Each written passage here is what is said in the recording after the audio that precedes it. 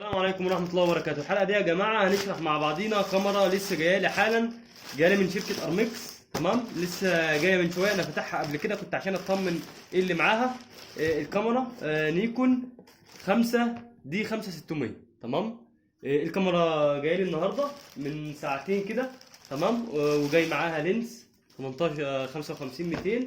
تمام. الكاميرا جايه لي بالظبط من ساعه. انا فتحتها، جالي من ساعه او من ساعتين. كنت انا فتحتها عشان اشوف يعني اطمن يعني ان الحاجه تمام وكل حاجه. فايه كنت فتحتها قبل كده وهنفتحها مع بعض دلوقتي تاني عشان برضو نشوف البوكس بيجي معاه ايه بالظبط. دي الحاجه اللي من شركه المكس اهي. هنفتح البوكس، هنشوف الكاميرا وظروفها. كان في حد كتب لي في التعليقات انه عايز يشوف كاميرا دي 5600 والفئه بتاعتها السعريه بكام، والكاميرا البروفيشنال إيه مميزاتها. طب ايه المميزات اللي بين ال 5600 تمام والخمسه 300 او الخمسه 200 او الخمسه 100؟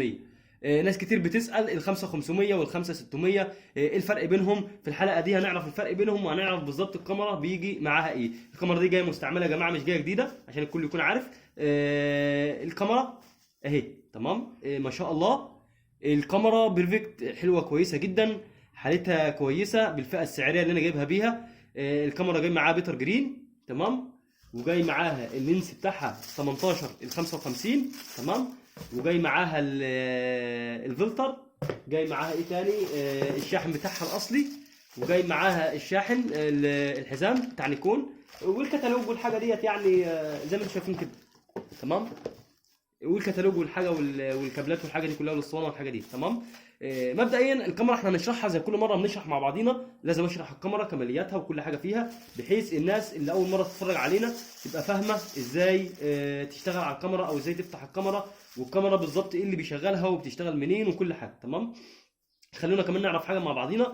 الكاميرا دي يا جماعه فعليا كويسه جدا. الكاميرا دي بتدعم الواي فاي وبتدعم بلوتوث وبتدعم كمان شاشه تاتش وبتدعم حاجات كتير جدا كويسه. تمام. خلونا نتعرف على الكاميرا. مبدئيا الكاميرا اما بتيجي تشغلها بتشتغل من الزرار ده. تمام. ده كده اون كده شغاله، اوف كده مش شغاله. تمام. لما بتيجي تفتحها في لمبه هنا بتقيد تعرفك ان الكاميرا كده فتحت. تمام. في زرار في النص كده بتضغط عليه ضغطه صغيره. ضغطه صغيره كده معناها ان انت بتعمل فوكس او بتعمل تركيز على الحاجه اللي انت عايز تصورها. ضغطه كبيره تاني ضغطه طويله. تمام. بيصور معاك الصوره، بيلقط معاك الصوره. تمام. الزرار ده زرار الفيديو. تمام. الزرار ده زرار الفيديو.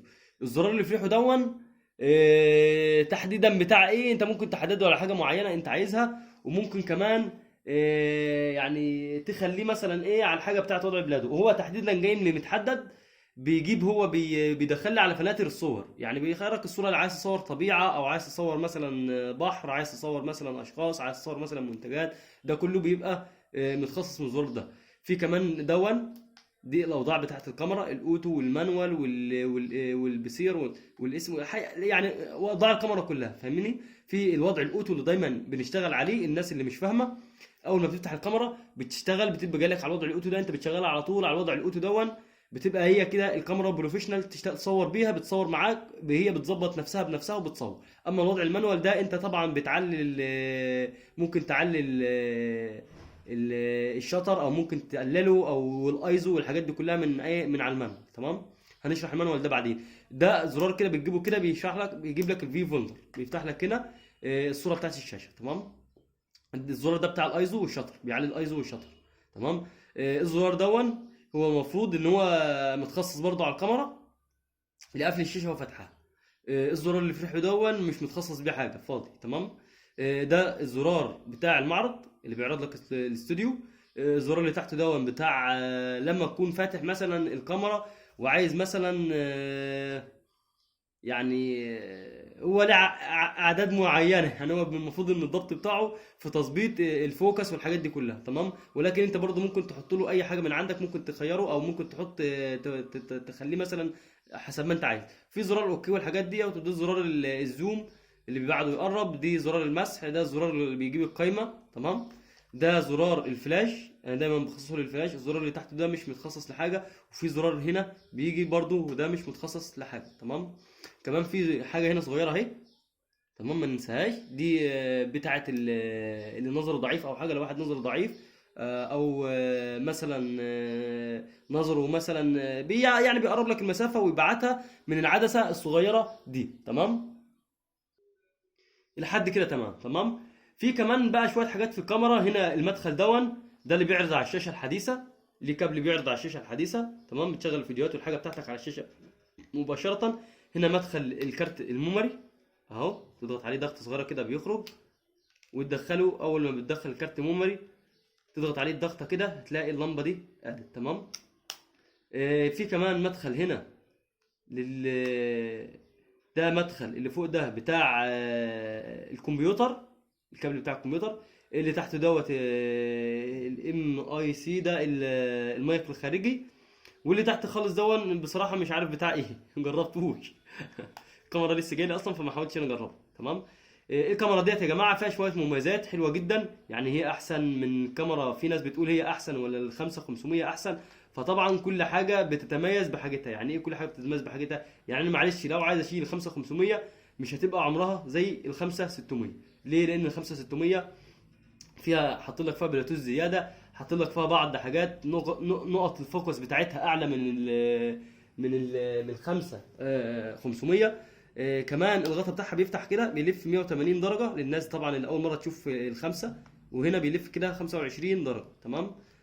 خلونا نركب اللينس. دايما لما نيجي نركب اللينس بيكون في نقطه في اللينس هنا بيضه، تمام، وفي نقطه في الكاميرا في البودي بتبقى نقطه بيضه. بتحط انت الاثنين قصاد بعض، لازم الاثنين يكونوا قصاد بعض، وبتلف عقس عقارب الساعه لحد ما تسمع تكه. بص ايه التكه دي. تمام. كده معناها ان البودي ركب تمام. تمام. حتى والكاميرا قافله بيقول لك لا تصوير ببطاقه الذاكره. تمام. فالمهم يعني اللي بيفهمك ان اللينس خلاص كده ركب. هو بيقول لي ان في مشكله في بطاقه الذاكره مش قابله، فانا هفتح واقفل تاني. تمام. نفتح الكاميرا كده، المفروض ان العدسه مقفوله. اعمل ايه؟ بيقول لك انك لازم تشغل العدسه عشان تشتغل. العدسه فينا حرف ال يعني لوك. تمام. بتضغط على الزرار ده وبتلف كده لحد 18 كده، معناها ان العدسه فتحت. بصوا كده، كده المفروض ان العدسه شغاله اهي، كده العدسه فتحت. تمام. لما اقلب الفيو فيندر بعمل كده، بتقلب معايا الفيو فيندر اهو. تمام. عايز اعرفكم كمان ان الشاشه تاتش. تمام. بس انا منحها في لما تيجي تصور، انا منحها ان انا ايه التاتش بتاعها يشتغل، عشان خاطر ما يعني انتوا فاهمين في التصوير الحاجات دي، فبيبقى فيه مشاكل كتير. تمام. يا جماعه الكاميرا مميزاتها حلوه قوي. يعني القائمه بتاعتها هتلاقي فيها حاجات كتير جدا، وفيها كذا حاجه، وممكن تخصص فيها كل حاجه. ممكن تخصص حاجه لنفسك، ممكن تصور صوره وتخصص عليها اسم يعني فيها امكانيات كبيره جدا جدا جدا عن الكاميرات البروفيشنال اللي زي مثلا 5300 وال 5200. دي اعلى بكتير جدا. الكاميرا الفئه السعريه بتاعتها كويسه. انا جايبها ب 11000 باللينس ده، وباللينس اللي هو ال 55 200، وبالبيتر جرين ده. تمام. جايبها انا بالظبط ب 11200 بالشحن بالظبط. تمام. فخلونا برضو نصور بيها صوره، عشان برضو الناس اللي هي بتقول مثلا تصويرها عامل ايه. خلونا نصور صوره. خلينا بس اصور صوره وارجع لكم تاني. تمام.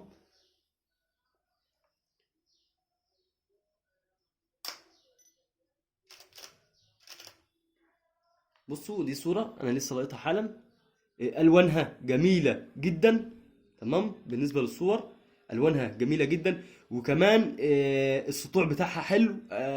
الوانها مشبعه. الكاميرا يعني ما شاء الله ما شاء الله، تصويرها فوق الممتاز. معرفش انتوا شايفين كده ولا ايه. تصويرها جميل جدا جدا جدا. خلونا اصور برضو كمان صوره واجي لكم تاني.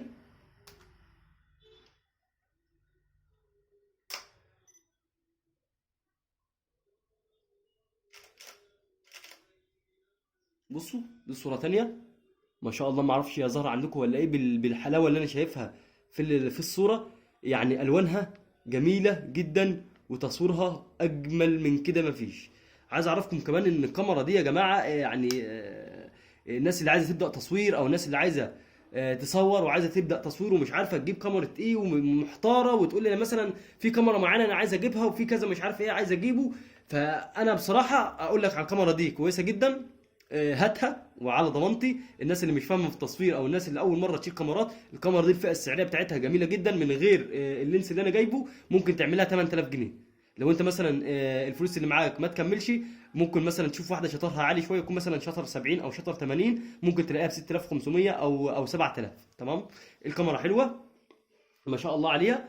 كمان احنا كده شرحنا شرح كده مع الماشي. ان شاء الله بعد كده اقدر اشرح لكم المانوال بتاعها، وازاي بيشتغل المانوال واوضاع المانوال وحاجات كتير جدا طبعا في الفوكس والايزو والشطر والحاجات دي كلها محتاجه درس من الاول يعني محتاجه درس لوحدها، مش هينفع علينا اشرحها دلوقتي. تمام. احنا قلنا نشرح مع بعض كده اللينس والكاميرا. خلونا برضو نجرب اللينس الثاني ال 55 200، ويعني تصويره يختلف عن ايه، عن مثلا عن ال 18 55. طبعا 55 200 بيصور من على بعد، يعني لازم انا اكون على بعد 10 متر عشان اعرف اصور. اللينس يا جماعه على فكره لسه جديد، يعني حتى بصوا جاي معاه كتالوج وحاجه كده مش عارف فاتوره تقريبا، وجاي معاه الحاجه دي. اللينس ده حرفيا لسه جديد. تمام. بيجي معاها، بيجي في كيسه زي كده زي ما انتم شايفين كده. تمام اهو. انا طلعت مره قبل كده صورت بيه مرتين او حاجه، كنت برضه عشان اجربه. يعني انا مبدئيا لما بجيب حاجه بحب اجربها، بحيث لو فيها مشكله ابقى فاهم. بصوا اللينس ما شاء الله يعني لسه ما اشتغلش. في اللينس ده جديد جديد، بيعمل قد ايه، بيعمل تقريبا 4000 او 4 وشويه. تمام. زي ما اتفقنا لما نيجي نركب اللينس، بسم الله ما شاء الله، بسم الله الرحمن الرحيم. لما بنيجي نركب اللينس لازم نقطين على بعض زي ما اتفقنا كده. تمام. وهتلف لحد ما تسمع التك اهي. تمام. اللينس ده تصويره غير اللينس التاني نهائيا. يعني مثلا لو جينا فتحنا اللينس، تمام كده اللينس فتحه ويمين في فندر، مش هتلاقي حاجه، هتلاقي سواد قدامك. ليه؟ لان اللينس عايز مسافه بعيده عشان يقدر ان هو يصور. حتى لو انا مثلا حاولت ان انا اعمل انا اسف نسيت الغطا بتاعها.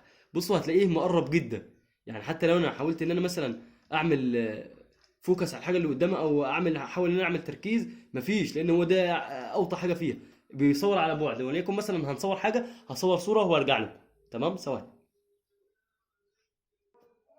بصوا يا جماعه، دي صوره لسه مصورها من بره دلوقتي. تمام. الصوره دي على بعد بالظبط مني، على بعد بتاع 50 متر او اكتر من 50 متر، 70 متر. فتصويرها رائع. ما اعرفش هي ظاهره عندكم في اللي بتاع ولا لا. هي تقريبا في الموبايل ممكن ما تكونش ظاهره، مش مشبعه الالوان، مش جايبه الصوره كويس، ولكن هي في الكاميرا جميله جدا جدا جدا. تمام. دي كانت صوره كده انا لقطتها، ولقطت كمان صوره كده للمسجد عندنا وفرحوا كنيسه. تمام. الصور بصراحه كويسه جدا، بس هي في الموبايل ممكن تكون عشان الكواليتي بتاعت الموبايل، انا مصور بكواليتي الموبايل قليله. تمام. فهي ممكن تكون الصوره اللي جايه في الموبايل مش كويس، ولكن هو تصويرها كويس. اللينس ده كويس جدا في التصوير، غير اللينس التاني خالص، غير ال 18 55. اللينس ده يا جماعه الزوم بتاعه من 55 تمام لحد 200. تمام. فالزوم بتاعه كويس جدا. فاللينس ده تحديدا كويس معايا في ايه، في مثلا انك تصور مناظر طبيعيه، بتصور مثلا جبال، بتصور مثلا بحر، بتصور مثلا تصوير اللي هو ايه، طبيعه بمعنى الاصح، اي طبيعه. انما في تصوير مثلا سيشن او كده، فبيحتاج لينس 18 105 بيكون احسن من ده بكتير. فالكاميرا فيها السعريه بتاعتها كويسه جدا. كمان الكاميرا تاتش زي ما اتفقنا. في هنا فوق الكاميرا من هنا لما تيجي انت بتصور هنا في الفيو فوندر هنا في العدسه دي، لما تيجي تصور بصوا، بس لازم تكون العدسه مقفوله مفتوحه. بصوا حتى لما تيجي تحط صبعك كده بص فيها، يعني حاجه كويسه جدا. فيها شويه مميزات حلوين جدا، مش هقدر انا اشرحها لك من اول مره، يعني مش هقدر انا اشرحها لك دلوقتي. فلازم عشان تتشرح محتاجه دروس كتير جدا. الكاميرا يعني حتى في القائمه بتاعتها من جوه بتلاقي في قائمتها فيها حاجات كتير جدا، فيها البلوتوث وفيها واي فاي، فيها عدد نقاط التركيز كتير جدا. حاجات يعني بصوا انا مهما اقول مش هجيب اخر الحاجات دي، لان حاجات كتيره جدا ومحتاجه مش درس ولا اتنين، ده محتاجه عشرات الدروس علشان تقدر توصف الكاميرا بالكامل، علشان تقدر تشرح الكاميرا بالكامل وكل المميزات اللي فيها. طبعا الكاميرا يا جماعه زي ما اتفقنا، يعني الناس اللي عايزه تشتري كاميرا او مش عارفه تشتري كاميرا ايه تحديدا، انا برشح لهم الكاميرا ديت، وبرشح لهم كمان ال 5500. ال 5500 فيها نفس الامكانيات، ولكن هي ما فيهاش بلوتوث، ونقاط الفوكس فيها اقل من نقاط هنا، ويعني فيها شويه مميزات حلوين برضو نفس الكاميرا دي. بس يعني بصراحه يعني انا ارتحت للكاميرا دي احسن من 5200 احسن من 5500 يا ربي. ال 5500 انا شلتها، ولكن ارتحت لل 5 600 دي كويسه جدا. الكاميرا شياكه، بصوا منظرها يعني. انا لو شلت لكم كمان البيض جرين هتلاقيها احسن من كده بكتير. تمام. الكاميرا حرفيا حلوه ويعني تحس انها كبيره. كاميرا كويسه، الكواليتي بتاعها كويس، الشغل بتاعها كويس، التصميم بتاعها كويس. كمان الباب بتاعها بصوا ما يجي تقفل في تكه هنا، ما يحركش الباب، مش زي ال 5200 او ولا ال 5300. بصوا في تكه بيقفل. في ال 5500 مفيش الكلام ده، الباب بيقفل كده، ممكن يفتح معاك الباب في اي وقت. لكن دي هنا في احكام. تمام. في شويه حاجات فيها مميزات، يعني هي المميزات مش اللي هي عاليه قوي، ولكن هي كويسه. تمام. عايزين نوصل كده لاخر حلقتنا النهارده. معلش مش هقدر اشرح اكتر من كده، خلونا نشرح المانوال ده في مره تانية ان شاء الله. وعايز اقول لكم ان التصوير بتاع الكاميرا دي ممتاز جدا. عدد نقاط التركيز بتاعتها عاليه، والفوكس بتاعها حلو كويس جدا، والايزو بتاعها كويس جدا، يعني كل حاجه فيها ممتازه. الناس اللي عندها اي اسئله، اللي عنده اي سؤال وحابب يساله ان شاء الله في الكومنت، وان شاء الله هقدر اشرحه لكم في الحلقه الجايه. اللي عنده اي سؤال يسيبه في الكومنت، وان شاء الله الحلقه الجايه هجاوب عليه. ده كان سؤال واحد صاحبي سالني، عايز تشرح لي كاميرا نيكون 5600. انا جبت الكاميرا نيكون 5600 علشان والله العظيم اشرحها له. تمام. اتمنى هو يشوف الفيديو، واتمنى يسيب لي كومنت كويسه كمان عشان هو اللي كان طالب كده. واتمنى الشرح بتاعي يكون مبسط واستفدت منه، او انا ما شرحتش كل حاجه في الكاميرا، ولكن عشان اشرح كل حاجه محتاجه يعني زي ما قلت لكم عشرات الدروس. انا قلت حاجه على المشي كده على السريع عشان افهمكم الكاميرا واوضاع الكاميرا وجاي معاها ايه، واللينس بيبقى تشغيله ايه. في حلقات جايه ان شاء الله هشرح لكم برضو في كذا لينس تاني معايا هشرحه لكم، وهشرح لكم حاجات تانية ان شاء الله كتيره جدا. كده نكون وصلنا لاخر الحلقه. انا بصور النهارده في اول يوم رمضان، معرفش انت تشوفوا الفيديو امتى، على حسب ما تشوفوا الفيديو. النهارده اول يوم رمضان واول يوم صيام. كل سنه وحضراتكم كلكم بخير يا رب، وبالف صحه وبالف هنا وبالف سعاده، وكل المسلمين يا رب بكل نعمه وفي الف نعمه وفي الف صحه وهنا. تمام. نكون كده وصلنا لاخر حلقتنا النهارده، وان شاء الله استنوا مني حلقات جايه كتيره، وان شاء الله استنوا مننا فيديوهات ضخمه جدا. الناس اللي اول مره تشوفنا اعمل سبسكرايب وفعل الجرس علشان يوصلك فيديوهاتنا اول باول. ما تنسوش في اخر الفيديو تصلوا على النبي. يلا اخر الفيديو صلوا على النبي.